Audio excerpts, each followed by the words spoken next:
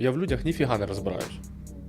Це така чиста правда. Я тупо ніфіга не розбираюсь в людях. Абсолютно. Якби я там не питався оці психологічні щитувати, я не розбираюсь.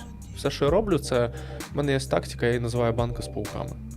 Я їх просто поміщаю в одне приміщення, вони працюють, і я дивлюсь на поведінку.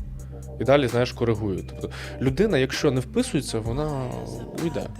Вона не буде затримуватися. Їй комфортно не буде, нікому не буде комфортно. Вона просто уйде, знаєш.